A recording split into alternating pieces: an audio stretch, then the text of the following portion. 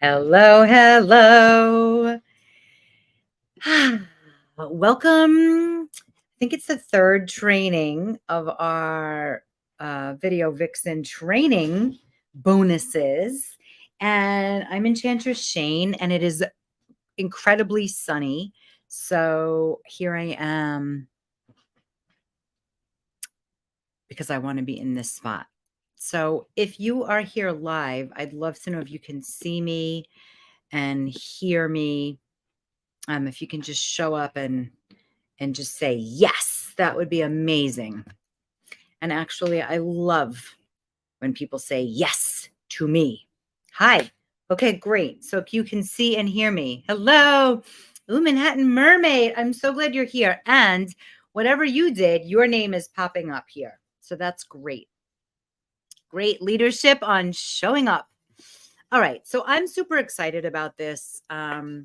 Because today we're talking about enchanted leadership, and it's about weaving, which we love because it's very spidery, sensitivity into extraordinary leadership. And internet. I'm not okay, great. Thank you. So if you're not in a storm, can you let me know if you can hear and see me? Because I don't know, I get weird messages here. Okay. So I want us to just begin with this idea. If you've ever thought to yourself, I'm not a leader, I don't want to be a leader. Being a leader means I'm too responsible. I don't want to be that responsible. I just kind of want to be left alone. My intention today is to give you a different narrative on what a leader is and how you lead is important, not just for yourself, but for anyone and everyone that is around you. And so my answer to sensitive, empathic people being a leader is strut the stage, which is the third part of my unconventional icon method. And I love the word icon. And so many people think of icon as something bigger than them. But isn't that why we're all doing personal growth? So that we can be bigger and better than who we are right now? So I want to define iconic as something that is very subjective, depending on who you are, where you are in your life. And if you were always a totally shy, freaked out kid, now if you're outspoken and you do amazing things, you are iconic in your life, not according to anybody else. So, what's the problem that you're facing? So, if you're watching this live, and I welcome everybody who is, I love it. Um, I want you to feel into the word icon for yourself. Like, does it feel okay for you? Does it feel like, ugh, it's too much attention? It's too much responsibility? Like, how do you feel about icon? You can write as little or as much as you want. And the reason I ask you is A, because I really want to know what you think. B, I want you to be engaged. And C, I wish and hope that you discover something new about yourself in the way you think of things. Okay. So I want you to erase. Well, let's consider it first. Consider what old paradigm leadership is to you. So think about teachers, presidents, bosses. Think about camp counselors, anyone who at some point, think about your mother, your father, like who has been a leader in your world where their leadership was, I'm right, I'm going to tell you what to do, and you need to listen to me.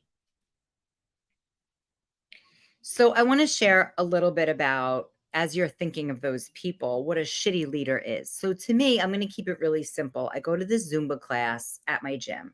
There's one teacher, and I like the schedule that she teaches, but to me, she's a shitty leader. Why? Because she's not present.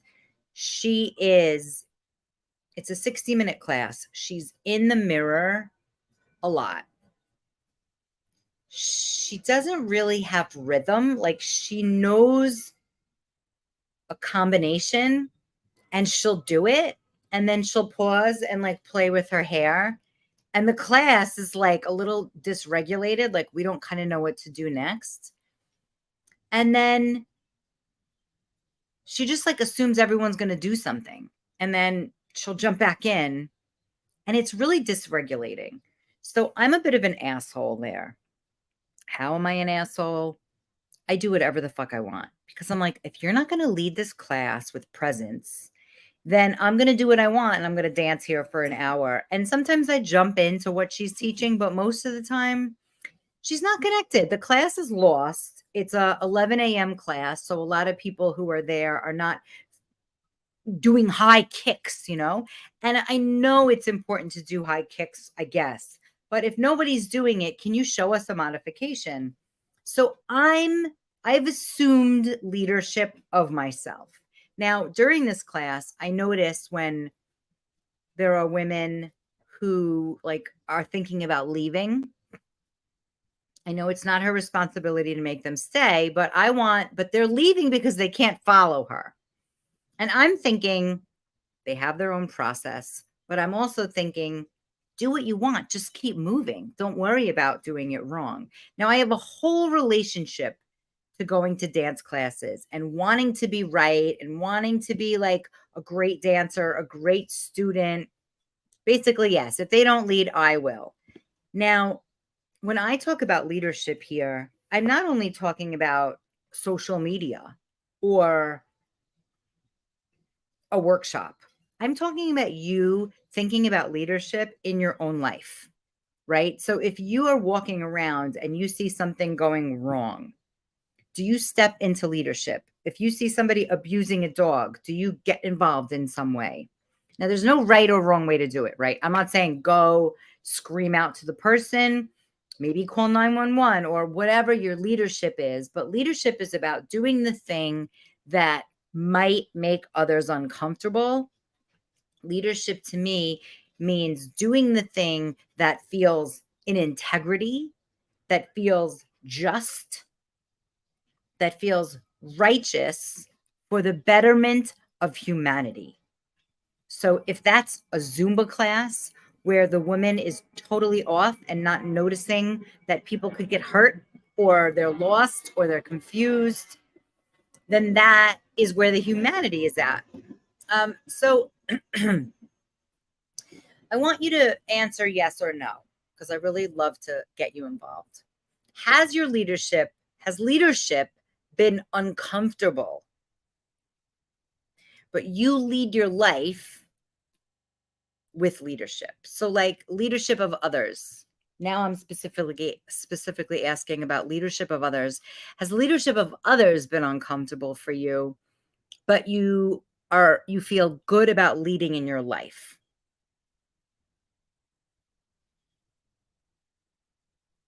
So if somebody says, "Oh, you should write a book or you should teach a workshop, you could teach a class," you're like, "I'm uncomfortable, no way." But on a daily basis, like you lead yourself well, you are discerning where you show up, you really make choices in a strong way that might not be the same as others. So when I think about a follower, I think about myself as a teenager. I just wanted to fit in so bad that I started smoking cigarettes, that I would wear red lipstick, that I made my hair big. Now, I liked these traits and I liked these habits because cool people were doing them. So I considered them leaders and I followed them without questioning myself, which is totally normal as a teenager. Into my 20s, still pretty normal. But when I was 21, I became a stripper. Nobody else fucking did that. I didn't follow anybody. I did get some people involved, but that was a leadership role in my life that was very different than other people. So ask yourself and really think about, when did you make a choice that was not the popular choice?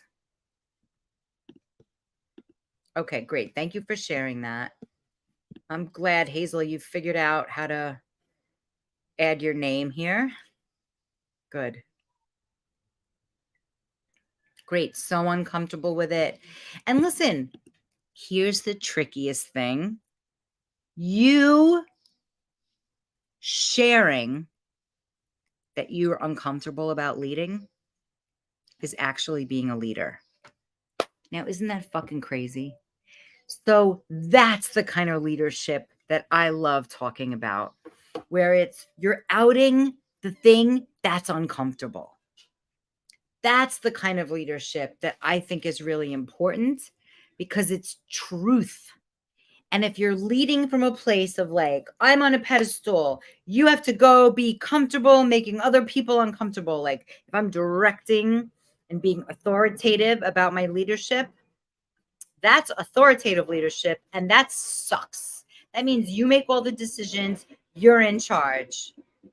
Yes, I can see the comments, but I can't see everybody who's typing them. I don't know how you fix that. So I love this share right here. So I don't want to offend another person. I've been told I was mean when I was growing up, so afraid to be a boss or a leader. Makes total fucking sense, right? And I'm going to share with you why sensitive and empathic leaders don't step into leadership positions. So, and this is really interesting. And my intention to share this is not to make you feel bad, but to make you realize you're not alone. So I want to call in your logical brains and to remind you that these are the reasons that sensitive and empathic leaders do not step into leadership. Yes, exactly. I love that, Hazel. I'm going to highlight that. So leading from a place of truth means you can't fuck it up and you can't get in trouble. Do you know how big of a deal that is? If you get into a space of leadership and you say, I don't know all the answers, that is what we need more of. Not the kind of leaders who are like, okay, here's the work. I'm going to give you a test. Great. Okay, so here we go. So, the first reason why empathic, sensitive people avoid leadership is the emotional vulnerability, which, we're doing Video Vixen Mission right now. It's all about vulnerability. So, everyone here either knows how to be vulnerable, has been vulnerable, or is aware of their own emotional vulnerability. And so, these moments of like, oh shit, if I'm leading and you are going to be giving from yourself deeply, there might be stress, there might be anxiety, there might be self doubt. But the truth is, that's happening anyway in life. Now, you could dodge and avoid it, but you're going to deal with it with yourself.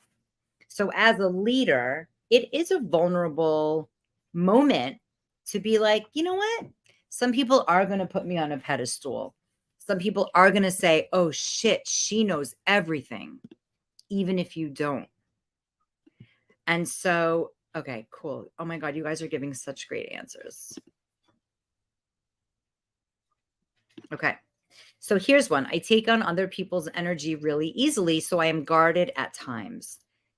What a wonderful thing to share. So can you see the little game that's going on here? Like you sharing that is admirable. And now that you're saying you're guarded gives permission for people who read that or hear that and they're like, she's leading and she's guarded. That means I can be leading and be guarded. So it's a really fucking Twilight Zone-y. Okay, cool, great. I like playing guessing games on who's that. I'm guessing that's Elizabeth because I know she said she has a focused evening. Oh yes, that reminds me of a song that I graduated from. I think it was junior high school. I can't remember the song at all. Okay, great. So here's the other reasons. So fear of conflict. So if you're the one who fears emotional vulnerability, put up an EV. Checking on Cooper. Okay. The next one is fear of conflict. So sensitive people avoid leading because it might feel like a confrontation. And nobody wants to deal with that because it fucking feels painful. But again, it's happening in real life. So wouldn't it be interesting if you did it, if you decided to be a leader? Okay, I got right. Oh, hello, hello. Okay, good. Oh, great. I'm glad you shared this about the pedestal, because when you're on a pedestal, even if you don't want to be, others are going to have the old paradigm of leadership in their mind, and they're going to be like, she thinks she knows it all, whatever. People are going to come with their stuff, and they might say, hey, I disagree, or you think da da da da. Meanwhile, I've been leading since 2000 birth. I've been leading forever. No one time, even then, it didn't count. I'll tell you about that in a second. No one has ever said, you're wrong. So I was a preschool teacher and a stripper at the same time of my life. And still, I was not out about that. I became public about that a bunch of years ago. And still, only once has a woman come at me like a crazy animal and like really was mean.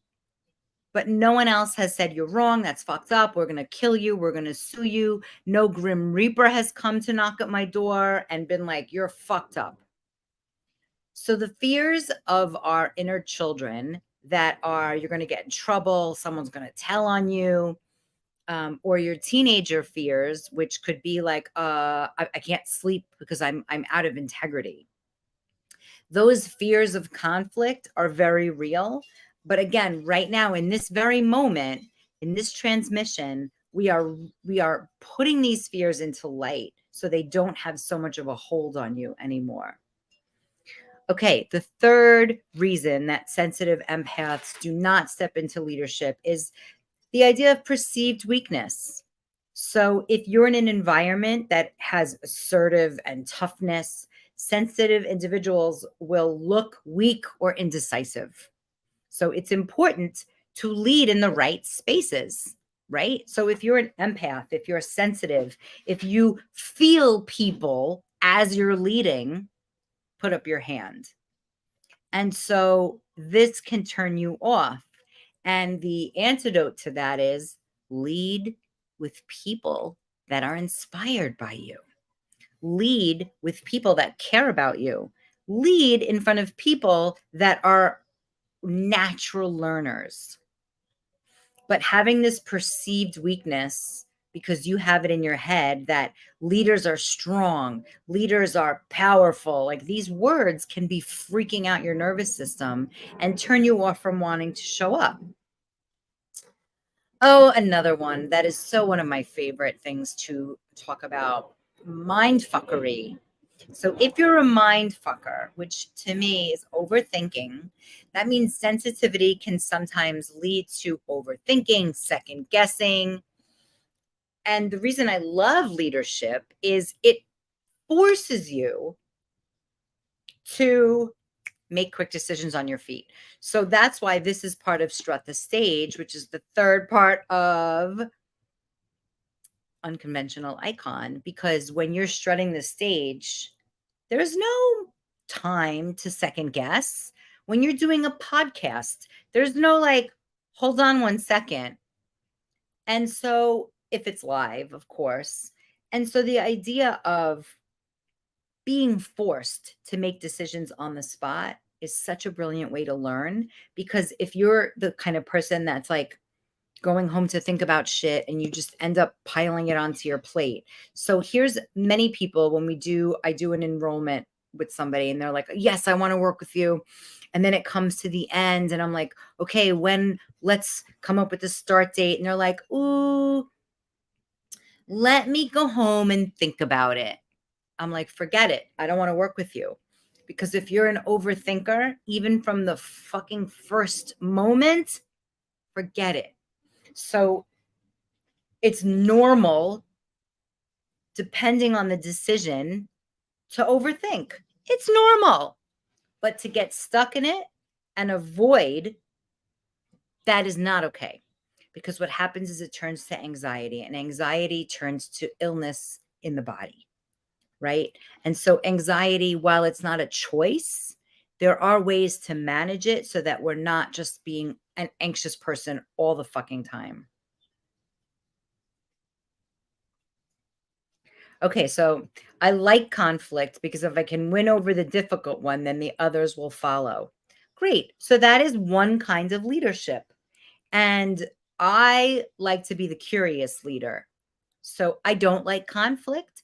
I'm happy to have discussions, but conflict to me feels very abrasive to my nervous system. And at that point, I'm usually not slow thinking and I get a little bit dysregulated. So for me, if there's conflict, that means I'm a part of it. If someone disagrees with me, I can say, wow, I'd love to hear. I'm curious. Conflict to me means there's at least two people.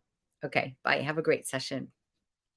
So being an overthinker is fine. When you are on the stage, whatever the stage is, it could be a conversation, it could be a workshop, it could be a podcast, and somebody says, well, I don't know, whatever they would say, you in that moment, and I'm sure we've all done it, make a decision in that moment, which if you didn't have to, you would have probably sat on it for a little bit. So being a leader puts you in a decision making position and you have to do something. You have to make a choice. You maybe don't even realize it.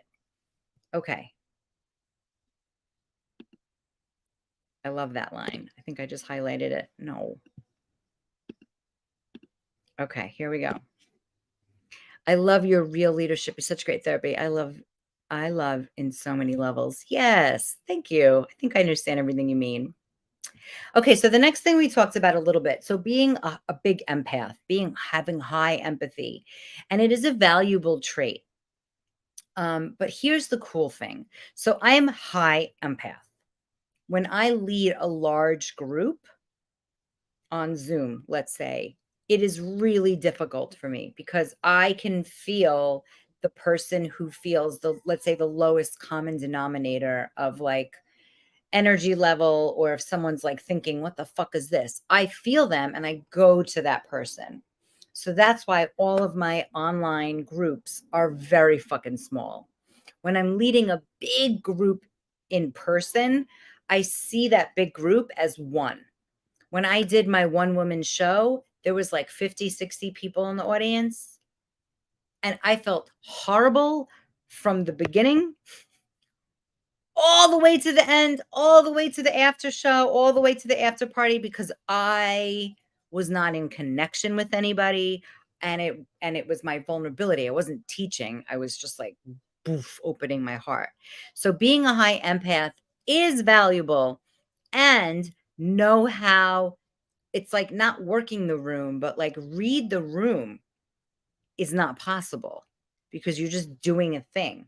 Now, if it's an engaging thing, I love it. But being the leader in terms of being the one actor on stage, that wasn't my best. So, as a leader, you can get to decide, are you the kind of person that wants to lead one on one? Are you the kind of person that likes to have one on one friendships? Or are you better in a group? Like you get to decide. There's no one way to do it. That's why this is fascinating because you can really make the leadership position work for you. You can make it so that you get to shine.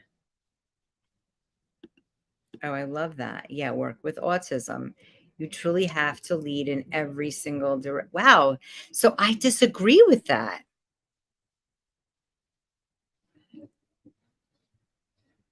I disagree with that, and I love that I disagree with that because I love the way you're saying it with so much enthusiasm. Working with children with autism taught me how to fucking surrender and stop making decisions and to get really deeply curious. And everyone else was like, "No, we have to teach them." And I was like, "No, bitch, they have to teach us." They really taught me how to be a leader. And I want to talk about this before I go back to this like two more things is that leaders must, and this is the enchanted leadership that I'm talking about, We have to be acute listeners. There is no doubt in my mind when there is a leader that won't shut the fuck up or that just streams and spews information, my inner teenager is like this. Fuck you.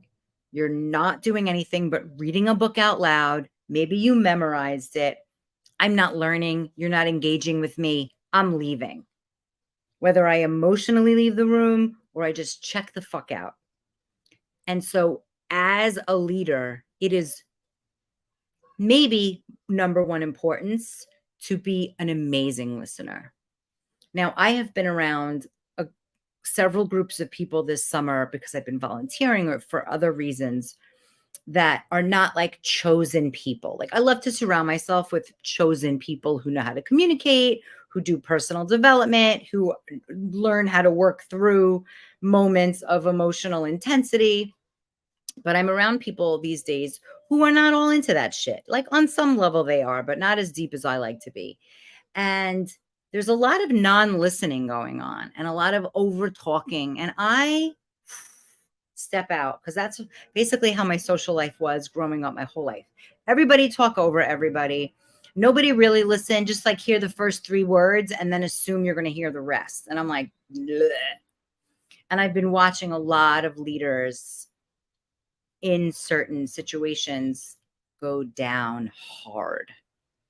And it's ugly, feels really bad, and the people are really hurting. And a lot of people are being impacted. And I'm like, that is not my tribe. Those are places I'm not leading.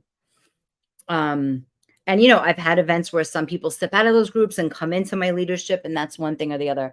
But the idea of being such an empath is when I see people talking and they're not listening to each other, it like hurts me. And I learned all this from being with children with autism because when I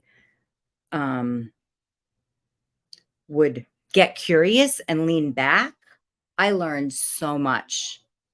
Oh, I love this. Yes. So leaders do need to talk. I even think silence is a beautiful way to lead. I think eye contact with no talking is a great way to lead, but that's some high level leadership. I would say like 70% is listening, 30% is talking. Otherwise, it's just all about you. Now, I'm really sensitive to not just coming on here and talking all about myself. I do love talking about clients. I do love talking about other people's experiences with their permission or just taking out the big parts because I think we can learn from storytelling. But at the same time, what you have to share is really important to me. So, um, yeah.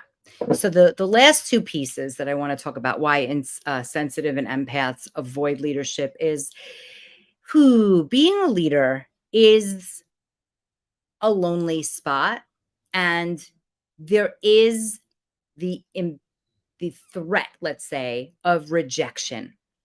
And sensitive individuals who fear rejection or disapproval, someone's going to think I'm stupid, someone's going to report me, I'm not certified, I can't do that, I'm not ready. Like when you have those thoughts, I don't know who's going to come, like the principal, your mother, like no one's going to get you in trouble. But I work with a lot of people who, when they start to sell an item or write a book, all of their stuff comes up about being fake and a fraud. And it's real feeling. But why don't the people who are not sensitive, the people who are fucking assholes, why don't they question themselves? We do as sensitive, smart empaths, and that keeps us in hiding, and that sucks.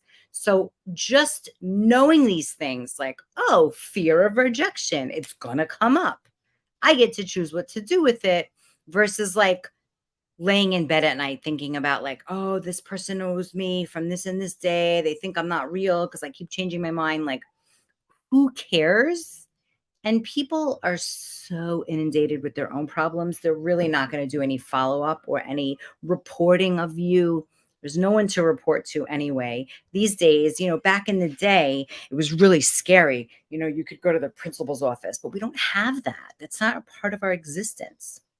And the last piece here about why empaths and sensitive beings don't step into leadership is issues in the past with boundaries. And so if you've had difficulties, put up a B with boundaries in the past. And for all of these reasons, it's the same reason to step into leadership, because it's the best place to work on your stuff.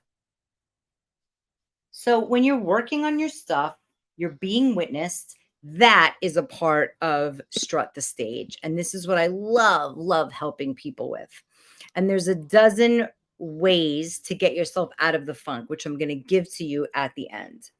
Okay, so the title of this training right now is Enchanting Leadership, Weaving Sensitivity into Extraordinary Leadership. So my answer again is to strut the stage. And when you tune in, listen, this is so important.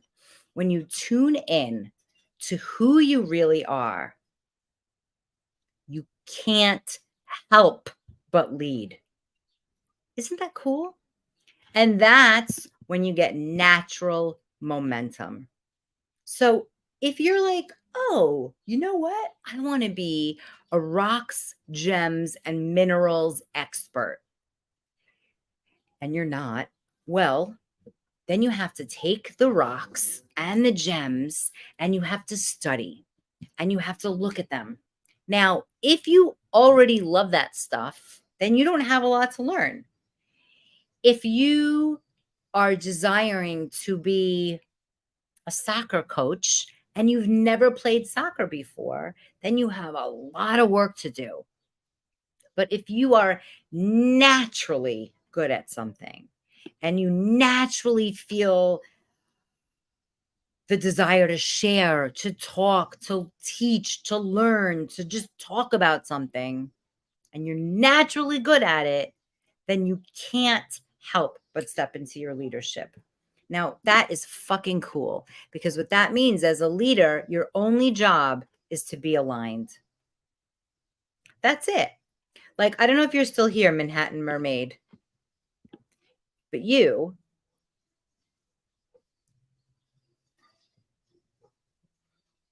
okay, I was reading some of the comments, but you are naturally good and enchanting at rituals and magic and knowing the goddesses. Like, you don't have to study, you just know. So when you were doing your live rituals and you were doing your videos, it was so enchanting to watch you because it was easy. You were a natural leader because you do it.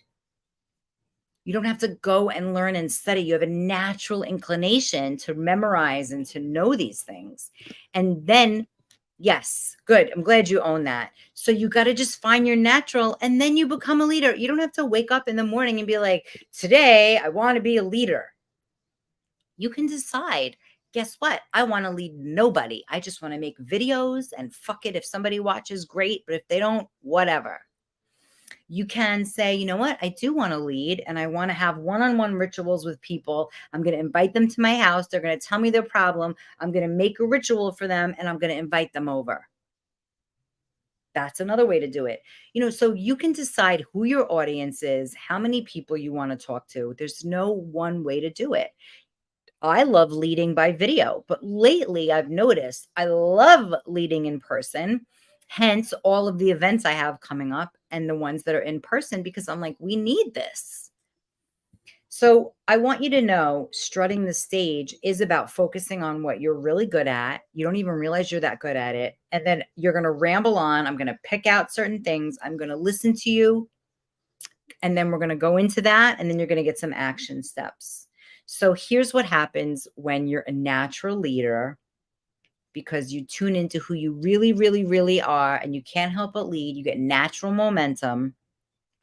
Sometimes fear whiplash comes in. You're like, this is too easy. It can't be the way. It can't be that. It can't be this easy. And then you sort of take yourself out of the game. But also consistence over perfection. Why don't we write that in the thing over here? Consistence over perfection. Yay. Consistence over perfection. Like it almost could be like, the little train book.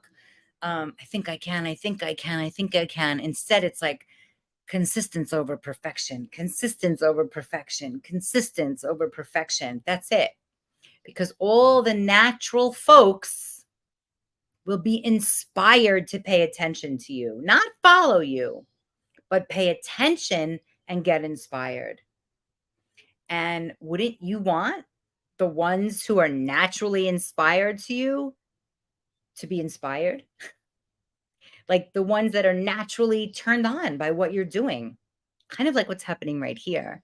And then you can take mini actions. So people talk about taking massive actions, and I think that's too much for the nervous system. I think if you take mini actions, like I'm just going to stay with you on this for a minute, Manhattan Mermaid. But I remember when you said that name and you already had a YouTube I mean, all of your shit, like once you work with me once, I just keep you in my heart forever and in my mind. You already had a YouTube channel with Manhattan Mermaid, and like just showing up, it seems so natural, and you get to decide, do you want to do it? Do you don't want to do it? And I want to say that, hiding, I want to take the shame away from hiding. Like hiding is great. Bears do it. There's like 4 flies on my light. I'm very distracted. So leading with clarity, leading with something that's easy and fun for you, that naturally attracts people because it's their natural interest as well, feels so fucking good. It feels so fucking good to share about shit that you love because it like regurgitates it as an honor of what you know. So when I learned improv acting, I had no idea I was going to integrate it into my life. But then when I learned it and I felt the shift and the change in my life, I became a bully of it. I was like, everybody fucking needs to do this shit. And anyone and anyone and anyone and anyone and anyone that would tell me their problem, I'm like, bring it to improv. Let's go. Because it was like giving back to the shit that helped me. So when you can lead with the vulnerability that gave you growth, it's like paying homage to the thing. So when you say you're not a leader, I'm like, ooh, I beg to differ. That's not true. You just probably didn't like other leaders, so you don't want to be like them. And you also don't want to lead certain things like a group, or I don't want to lead a big stage. I don't want to be on a pedestal. Great. Lay on your floor and do a clubhouse. Nobody even fucking sees you because that's living into your power. And that translates into other areas of your life, and it solves problems that maybe you didn't even know you had. There's the golden nuggets. Okay, so if you want to step into your real leadership and you're aligned, and then you think, what if I get nervous? Yes. Let me come back to your comments. Yay. Oh, hi, Jade. Jade is a leader. Yes, consistency over perfection. We'll watch replay. Okay, good. Thank you for leading yourself with accountability to show up for that. Yes, it does feel so good. And I hope that after this training, that when you watch this, you're like, fuck it, I'm going to go do my thing again. Whoever's watching this, not just directed at you. So if you want to step into your real leadership and you want to feel aligned, because aligned feels so good, then you get nervous. What if you get nervous? Well, it's the easiest thing I'm going to tell you right now. You bust out with the transparency. Right now, I feel. And boom, you're back in alignment. That's it. You just share a truth and then you're back in alignment. It's just like that. It's that easy. I'm not kidding. So in Strut the Stage, and we have another Strut the Stage improv show happening at the end of September here in Rockaway. I show you how to be a sensitive leader and not shy away from it, like to use your sensitivity. So this is what happens when I see some people online. Yeah, we just need to keep remembering. Right now, I feel, Mindy did it a couple of weeks ago. I don't remember the topic, but she was talking and it was a sensitive topic and she kind of went off the rails. And I watched her go off the rails because she's doing the video vixen on her main page. And we can all relate to feeling fucked up on our main pages because there's high school fuckers, cousin Frank and Lucy and whoever. So she said something, she went off the rails, and then she said, right now I feel boom, boom, boom. Right now I feel boom, boom, boom. And then she came right back to her point. And it was beautiful.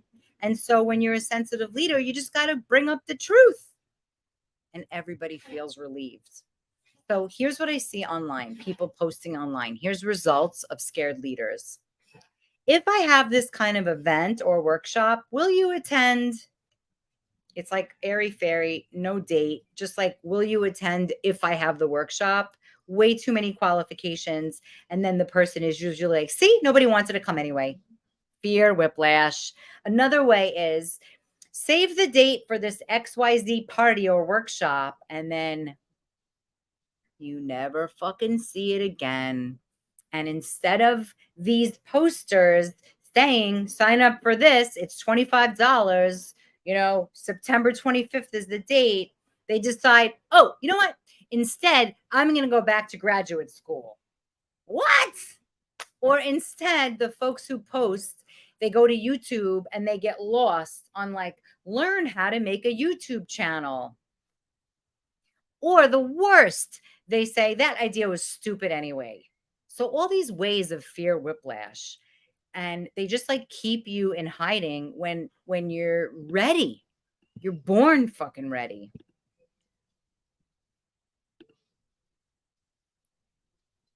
Wait, you have a question. Is getting nervous number 2? I'm not sure what you mean. I just was sharing that that's what most people don't want to do is they feel nervous, so they're like, forget it. And then you can use right now I feel just to come right back to center.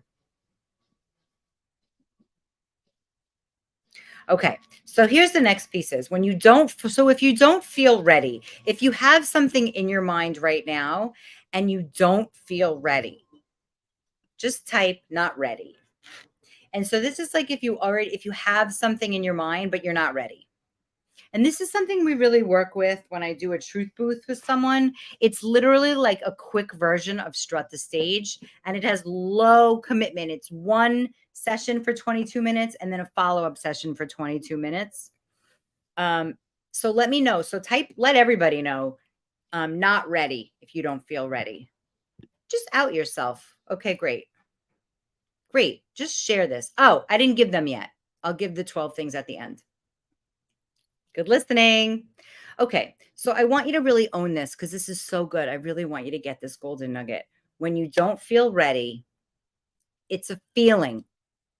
And feelings come and feelings go. Can you tell I'm excited about this?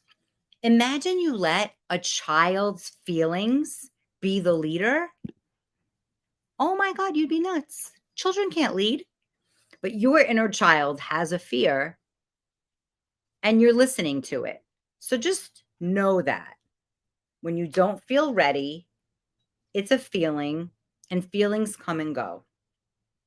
If you feel angry about not being ready and like, oh, everybody else is doing it and they're not ready either, but they are and I'm not and all that stuff, I want you to imagine you let a teenager lead you.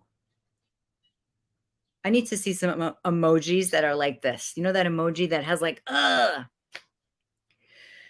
So I want you to also know that you don't have to take care of people. You are not a doctor unless you are. And so you can, I want to say this right, taking care of others who are in your charge, but not taking care of people because you're in charge. I'm not going to try to say that again. I think you get what I'm saying. So I have some examples, a couple of clients. So I have a client pretty much right now. She showed up online because she had momentum. We were in our trust club session. She has an offer. And this could be for anybody. If you're offering something to buy, if you want people to read something or consider something that you're sharing, but you're freaking out about strutting the stage, I want to encourage you to do it anyway. And you can do tiny little steps. So for the people that are not ready, you can just share online, I am not ready, but I have a big thing that I'm thinking about. So it's not about promoting it. It's just about getting it witnessed in front of strangers. And of course, you can use the groups too. But my client, all of a sudden, she's strutting the stage. She's like, fucking things are not ready. I don't care. But now I've pre-sold stuff. So her leader, right? Her coach, her mentor, me, has done this already. So part of her ego is like, hmm, she did it. Why can't I do it? And she's struggling with it. But I want to compliment her because now she has people sliding in her DMs, buying her book, getting her book for free, giving her testimonials, following up with her. We need that momentum to remind people that we're alive. Remember, hi, remember me? That's why consistency over perfection. Or another client dove in, pre-sold her book, and it's not finished, and it's way longer than she wanted it to be. But in the meantime, she's building beautiful rapport with all of the people. She's emailing them, she's in touch with them. She didn't have a mailing list going. She's not been sending out newsletters, and now she has that going. So there's things that come out of showing up, even when it doesn't go right, even when it's wrong or a failure, there's always ways to continue that leadership. Okay, another woman taught a class and she's not ready. Her free sessions are filled up, her paid ones are filled up, and boom, she still feels not ready, but she's doing it anyway.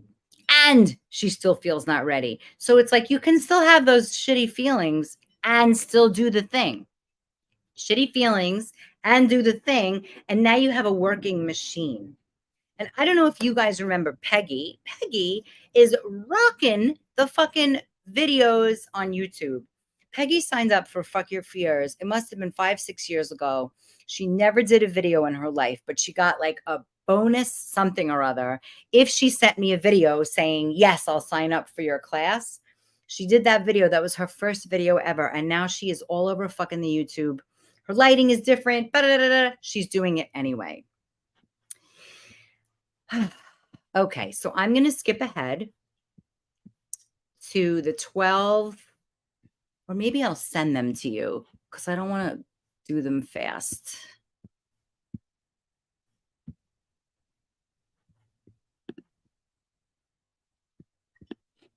Here's a leadership decision I'm making. It's happening right now. Yes, and I know you know her, so it's really sweet. Go look at her YouTube shows, and they're everywhere. All right, leadership choice happening right in this moment. It's 6:51. I have these 12. Okay, I'm going to do something fun, and I want to clear my energy anyway. Send me a DM. Nope. Send me a private message typing the word yes.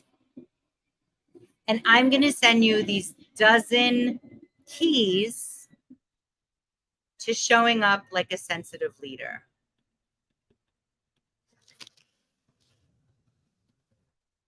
You're watching it right now, motherfuckers. I'm showing you, not on purpose, what it's like. Okay. Just send me a message on Facebook, or if you're watching on YouTube, send me a message and just type the 3 letters yes, and I'll send you this dozen showing up like a sensitive leader keys. And I'll even make it look pretty. Okay. Okay, so in the meantime, if you're ready to get off the roller coaster and you want to stop the mind fuckery and the fear and you want to get out of hiding, I have 2 more spots for truth booth sessions. It's $222. You're going to ramble. I'm going to interrupt. You're going to get some action steps. You're going to get information that you from yourself. And then we're going to do a follow-up session. Each are 22 minutes. And it's $222. The link is right there. And I'm going to help you do your belief shifting. You're going to get a couple of action steps, and then we're going to come back and reevaluate. And if you type yes and send me the information, I'm going to send you a dozen keys to being a sensitive leader. Okay. Amazing. Amazing, amazing. Okay, and I'll send them to you if you send me a message, not a comment, but a message in my inbox. And the reason I'm doing that, this is me thinking on my feet, is I had so many birthday messages. A lot of things got lost. So I kind of want to do like a whoosh. And so just type yes in my message box and I'll send it to you. And when you type it in the message box, I'll place the keys in the message box so I know you got it. Amazing. And then let's see if I can be nifty, swifty, and cool. I don't know. I'm using this whole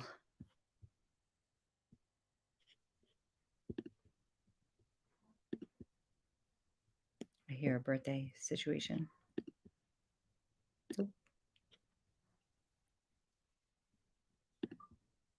Okay. I don't seem to have it, but I will. Oh.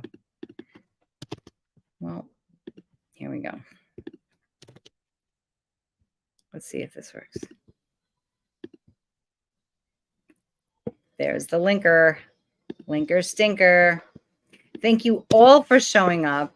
What I would really wish I could have done, and I have to remember this, is to share what are you getting from this. So let's close out with that. What are you taking away from this training? There's the link to get a truth booth.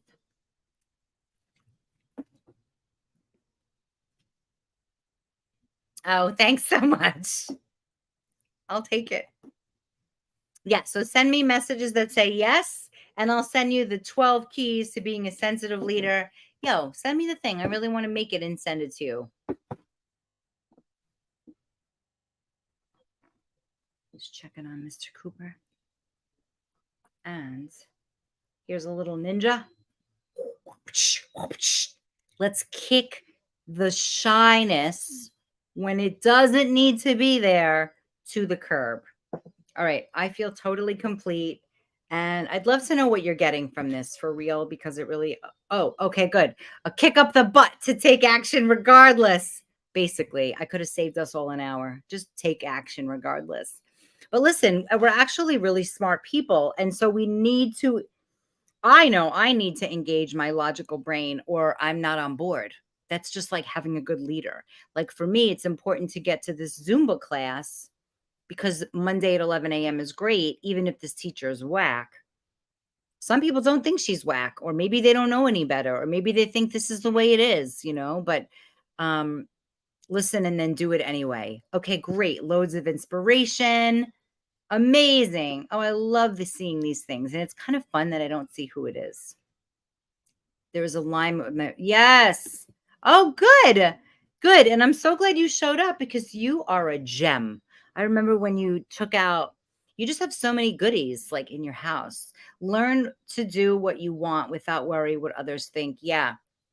And when you do worry, guess what? It's cool to say it out loud and to be like, wow, listen, she's not here live right now, but I did a talk and I got up on the mic and it was at a brewery. So it was a little bit loud, but everybody was paying attention. And the first thing I said on the mic was, I want you all to like me. And the whole room was with me because it was the truth. I wasn't trying to, it feels good even saying it now. I wasn't trying to say the perfect thing because I've done that for years. I just got up and spoke the truth. And the whole room was like, ah, I felt that.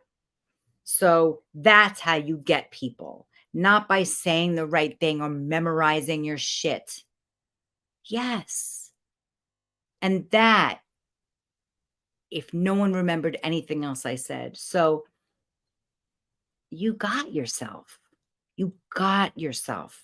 Consistency over perfection. Showing up and being like, I don't know what I'm going to say, but I'm here.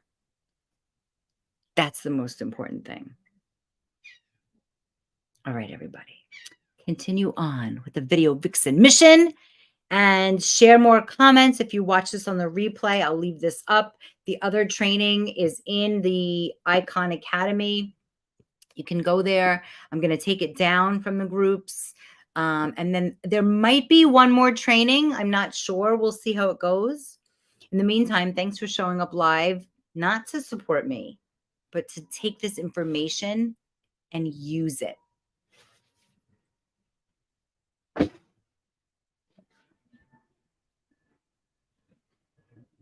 I just freaked out. Okay.